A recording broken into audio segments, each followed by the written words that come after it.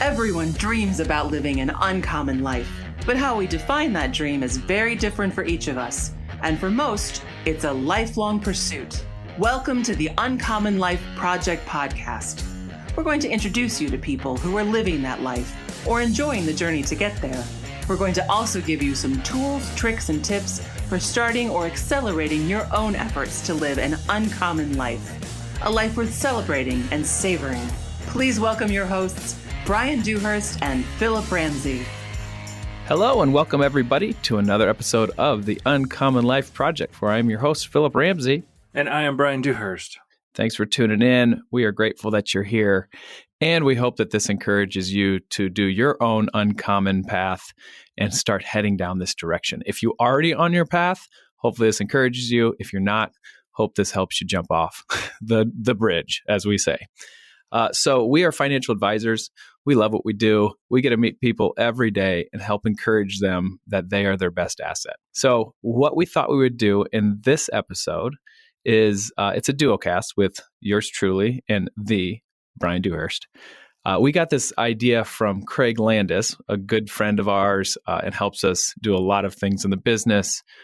He gave us an idea of how about we talk about 3 ways that we can, somebody or everybody can accelerate their uncommon path.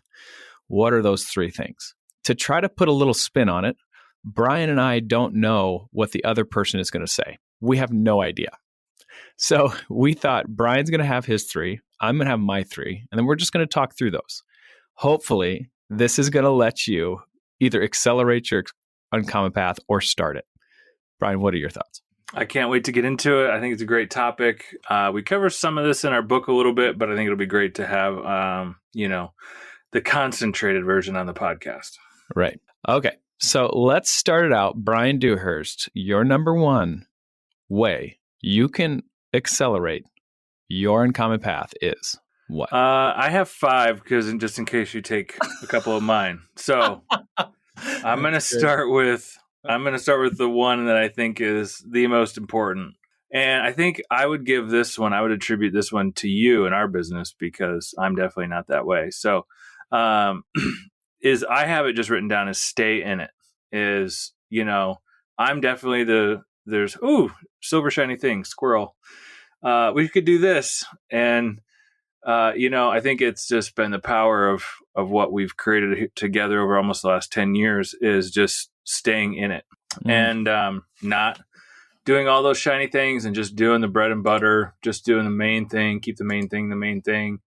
And that's my number 1. I just think so many people, and we meet with a lot of entrepreneurs, business owners, and like new entrepreneurs, business owners that are 1, 2, 3 years into their business, and they're like hard pivot, strong pivot. Like, I want to try this. And it's like, you just started. And so I think to me, like that is the single most important issue because most of your potential customers are watching. They're not going to say yes when you just start something. They're watching you. And so I can't even think about how many people we've met with that like didn't become clients initially, but are like, oh, wow, you guys are still doing the same thing. Like, I mean, that's literally what they ask us. Like, you guys still doing this? Yeah, we're still doing the same thing. And then it's like, okay, I'm in. And it's like, oh, okay, great. And so to me, that's number 1. Yeah, there's something safe about consistency. And when you're walking down this path, you want somebody that has been consistent, definitely in it. And I think that's entrepreneurs' best asset and also worst asset is just their ability to dream, think, and understand how to make something happen. It becomes the worst asset when it keeps changing directions and you're not getting anywhere. So I think that's a great way to start accelerating your path is stay focused. What is the main thing? Keep the main thing, as Bryan says. That is right. All right. What is your first one? I'm glad we're doing yours and then mine because mine are like more ethereal, like, you know how they are, fluffy and what's really going on. But my first one is make sure your spouse and you are on the same page. Yep. Make sure they're excited about it. Make sure they're encouraging. The last thing you want to do is get down this path and not have your spouse support you. That is one of my biggest things and one question that I'll always ask. Somebody's like, I got the greatest idea. Usually my first question is, what does your spouse think about that? Here's why I ask that. One, they know you probably the best. Like they've seen you in your best, they've seen you in your worst. And they'll be able to pretty much give me a good temperature if this is a good idea or not. If they're excited, or even better yet, if they're somehow integrated in this plan, that gets me excited. So that's my number one thing. Are you and your spouse unified on this? And if it isn't, I'd say then we need to think about a different idea. It's just too challenging. And I've said this many times on this. I've said it many times to all my friends. If my wife's with me, it doesn't matter if the whole world's against me. I'll tackle it. Like I'll go against them. If my wife's against me and the whole world's with me, my whole world's upside down. So that's my first suggestion. Make sure you and your spouse are on the same page and use them as a sounding board to see if this is a good idea or not. So there it is. Number one. Yeah, I heard this from a mentor early on in my career, and he tells this story of basically a really rich family in Texas, gets propositioned by this entrepreneur to put in a large sum of money to, help start a business. And the guy, the husband says, I think we should do this. So the last step is he goes, you know what, out of respect for my wife, I just want to have dinner and, let us sleep on it after dinner. And if we're in, we'll sign everything. And if not, we'll let you know. So they go to dinner and he brings his wife and they meet, they have drinks and food, and the food is great and conversation and everything, the guy thinks everything is going great. And so they get home or they get back in the car, however the story goes. And he goes, okay, honey, what did you honestly think? And she gave really insightful feedback of why I don't think we should do this. So the guy calls, the husband calls the guy, the entrepreneur, the next day and says, hey, I'm sorry, thanks for last night and everything, but we can't proceed with this investment. And, basically 6 months later, that investment, that entrepreneur is, found to basically be bankrupt, fraudulent. The whole thing was a Ponzi scheme. So honoring your wife in that way and heeding, their wisdom can prevent you from a lot of, potholes, slip ups, stupid taxes. So I think it's a really cool story to cap your point. Right. Listening to your wife or your husband, if the wife's going down this uncommon path, same thing. Okay. Yep. Good. I'm okay. Checking. Are we each doing 3 or we're just doing 3 total? No, we're each doing 3. Okay. I feel I feel better. Okay. I feel better. All right. I feel and we're probably going to do 5 each because I'm probably going to think of 1 or 2. Right. Okay. All right. All right. Go ahead. Number 2. My next one, because we're living this right now in our business, is systematize it. Not only don't go chase the silver shiny new thing, but systematize the main thing. My favorite story of this is just the McDonald's story, because I think it's just so tangible to everybody because there's one on every corner, but that Ray Kroc story and taking that because they had a system, and that guy saw he was basically a traveling milkshake equipment salesman, and he saw oh my gosh, I could put one of these all over. But they systematized it. The brothers who originally founded McDonald's had a system, and they've kept that system even as they add new products, as they add coffee or they add ice cream or whatever it is they're adding or subtracting. There's a system to it and a methodology. And I think especially as small business owners, we can get into doing custom things for people or one-offs, or you want to do everything to get everybody's business. And that actually just creates chaos. And it doesn't allow you to hire, or it makes it a lot harder to hire to your business because there's so many different things going on. When you start to hire people, they need more of a consistent day-to-day, to operate in and be successful, and to train chaos is very hard and it's very stressful. So I think just systematizing the main thing in the McDonald's recipe or the book, we've talked about, I think several times, the E-Myth is a great book about a lady who likes to bake cakes and pies, and she starts baking cakes and pies and opens a business, and then hates baking cakes and pies because that's all she not only has to bake the cakes and pies, but she has to do everything else. And so it's her journey in systematizing that business. But that's my number 2. Good. I think to complement that, I would say document. So no matter where, just document where you're at, document what you've gone through.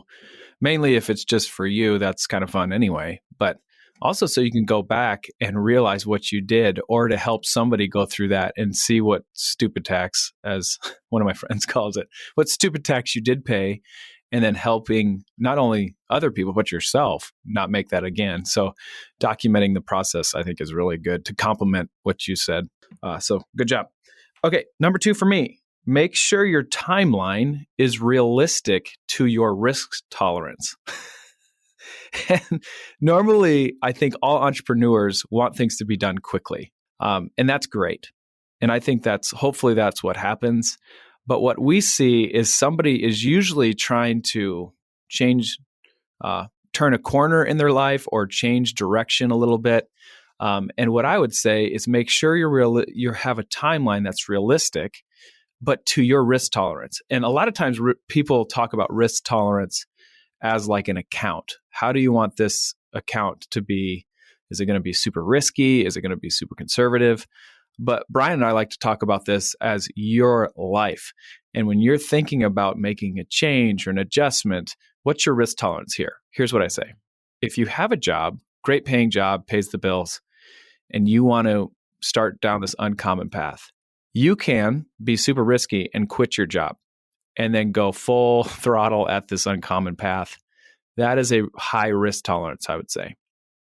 You can have a very low risk tolerance and say, hey, I want to do this maybe an hour on the weekends every weekend. But make sure your timeline is realistic to your, I would say, risk tolerance, in that you don't have unmet expectations. Because as you start going down this path, it can get daunting pretty quick if you're laying out a timeline and you're not achieving those. So realistic timelines, I think, are helpful, and also encouraging if you can start hitting those. You can start seeing that you're making traction and getting closer to what you want to do. But hopefully what you're working on is exciting for you. And that's something that we really talk about in the Uncommon Path, is everyone gets excited about different things. You don't have to be necessarily excited about rental properties if that doesn't excite you. A lot of times people will go to that because it's a great investment for the people who they see are in it. And that's true, or could be true. But if you don't enjoy it, when you hit a roadblock or an obstacle, you might get really frustrated because you just don't really like it anyway. So make sure you like what you're doing and pursuing, and hopefully that will help you want to get back into working really hard to achieve your goals, whatever it is. So that's mine. Be realistic in your timeline. Okay. I think that's great. I'm trying to synthesize my last one. Have I overlapped yours at all? No. Okay. I feel like I just have like 3 more I want to say. So yeah, you can totally do that. I think we can go quick. All right. I think the third one to me is, and this is a big part of the book. We also are doing an ebook on this. It's called Corporate Treasury. This is what I think maybe one of our best competitive advantages is if you've focused your business and you stayed in it and you've automated it and built processes and hired to those processes to get help, you're now running a business. You should have more profit. If you're pivoting a lot, it's typically because you don't have enough cash flow. Like the main thing's not driving enough revenue. So you're feeling that need of like, oh, I got to do something different because I need more money. As opposed to what you probably should do is like, no, you probably need to go more all in and really refine the main thing.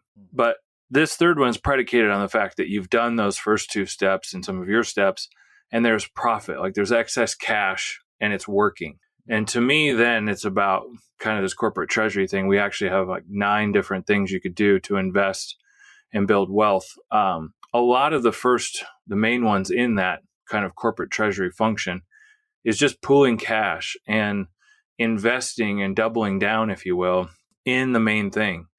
And that can be in several different ways. That could be hiring more people. That could be expanding to different cities. That could be franchising your idea.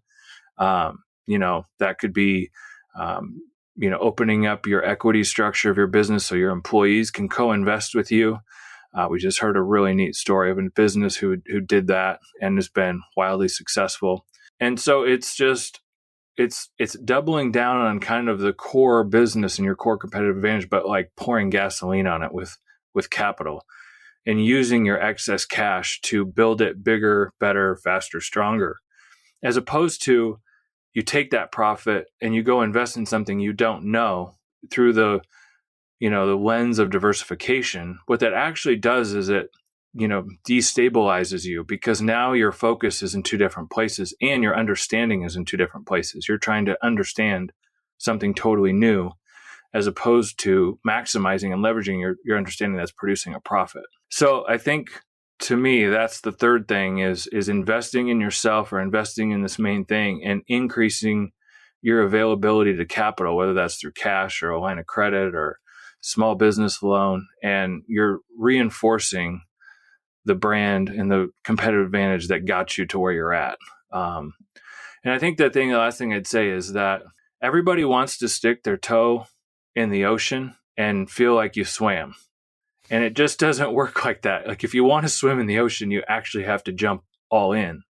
And in business, it's the same way. Like, you can't dip a toe in and make a ton of money. And I think it's important in this point because this is the week of this whole GameStop thing going on with Wall Street and the stock and the retail investor versus the hedge funds. And, it's a kind of a David and Goliath story. You could trade GameStop and you could have made really great money, but it's fleeting. It's a one-trick pony. And to get that right was pretty difficult because the exchanges kind of changed the rules mid-game.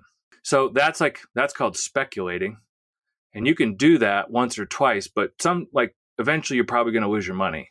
It's hard to keep being right speculating. It's really easy to keep being right when you're doing the main thing that you're the best at.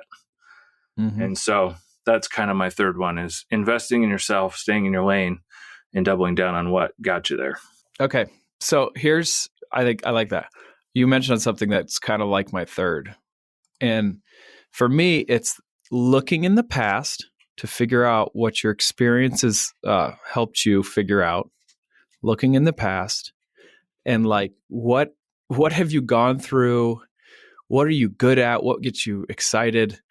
What is your past experience produced here now? And how does that move forward? So basically knowing what you want to invest in. You can't invest in something that you don't know, or you shouldn't. That's called speculating, kind of what Bryan's saying. But if you do figure out your history and do a good job of really processing through what you're good at, what you're not good at, it'll help you figure out what you want to do for the uncommon path. Here's what I'd say at the end. Keep the end in mind. So almost bookend this thing. What has your past experience helped you achieve? And what is the end goal? Don't start something unless you know the end goal. So if your end goal is to fully go all in on something and generate X amount of money a month, that's great.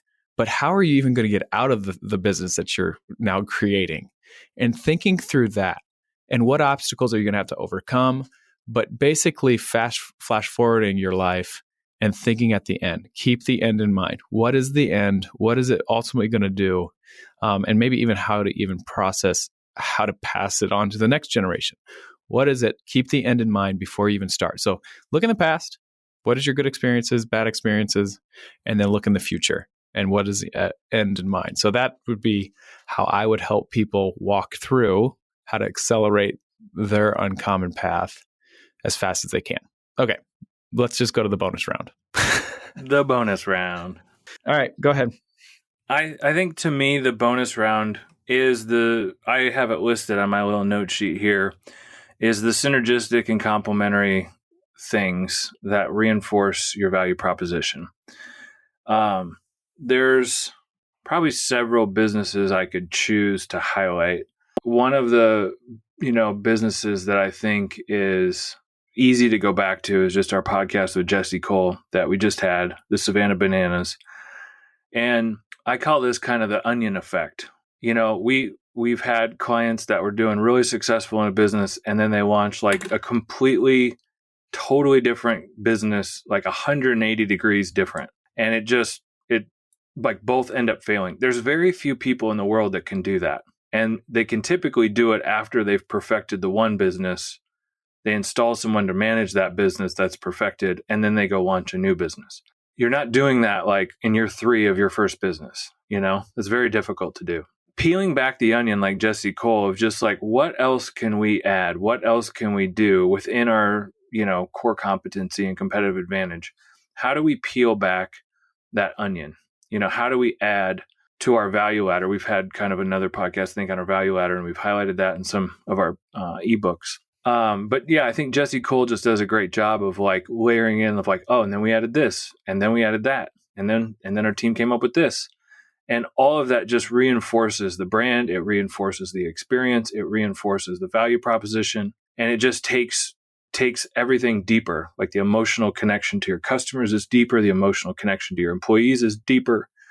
And peeling back that onion, as opposed to like maybe Jesse Cole and they say, oh, we're going to go do, whatever, golf. And like, we're just going to totally pivot and go do something else, even though we're only a 3 to 4 year old company. Probably could go and do golf maybe 5 to 10 years from now. But just being very careful about how you pivot in that, or if you bring on complementary, services, that it's really within your sphere of competency and ability to execute at the level your clients are used to. Right. Good. Okay. Mine, because we're doing bonus round, we're just going back and forth. I have other comments, but we're just going to keep going. Is try to focus on the things that give you the biggest bang for your buck, especially at the beginning. Or if you're in the middle of this, who knows where your uncommon path is lying, but do the things that are going to give you the biggest bang for your buck. The best example I can give of this is the movie Titanic or the movie Napoleon Dynamite. Oh, yeah. Which one would you rather invest in? And like think about the profit of each movie, Titanic or Napoleon Dynamite? I'm a big Leonardo DiCaprio fan. I got to say it, but I think I know where you're going with this. There was a lot of money spent to make Titanic. I think at the time It was the most expensive movie ever made. The cinematography and the technology and the sets and all that stuff. So the Titanic movie was, the most upfront to produce. Mm-hmm. Made a ton of money though too. Right. But on the flip side, Napoleon Dynamite. I mean, it was like less than $1 million, I think. Yes. I think it was like $700,000 or something like that to make that movie. Right. Or it was like 1.7 million. It was very low. Right. So as an investor, you would rather invest in Napoleon Dynamite versus Titanic. But I think that's very uncommon thought, because I think everybody would just go to straight, well, Titanic. Think about how much money it made. But percentage-wise, Napoleon Dynamite, it was a far better investment right. for you. And so focus on things that'll give you the biggest bang for your buck. And I'm saying like invest like Napoleon Dynamite, where we invested in this and got a huge rate of return. That is huge when you start down this path. So that'll help you accelerate it.